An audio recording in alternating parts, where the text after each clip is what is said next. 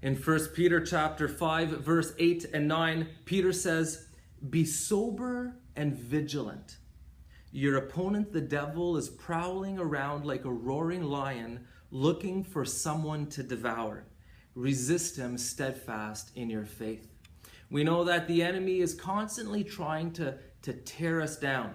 But there are times in our life where we might experience, for some mysterious reason, a more intensified attack from the enemy.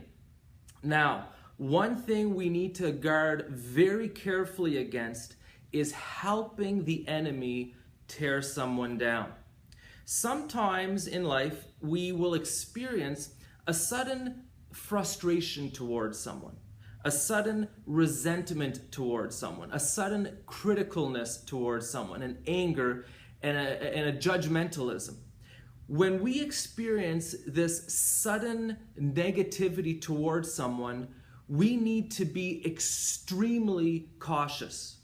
Chances are the enemy is oppressing that person, trying to tear that person down in an intensified way. And what he's trying to do is he's trying to draw other people into his work of tearing down. And that's why we need to apply the St. Ignatius of Loyola principle of agere contra.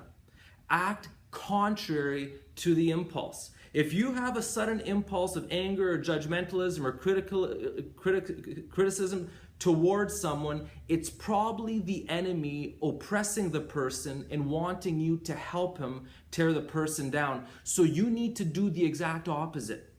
Say, for example, a husband. He loves his wife, she's so dear to him, but all of a sudden he's critical of her. Don't respond to that criticism. You need to do the exact opposite. Immediately you need to start praying for her and you need to build her up. You need to approach her and say, whatever, sweetheart, I love you so much and you're so good to me and you serve in so many beautiful ways and I appreciate you so much.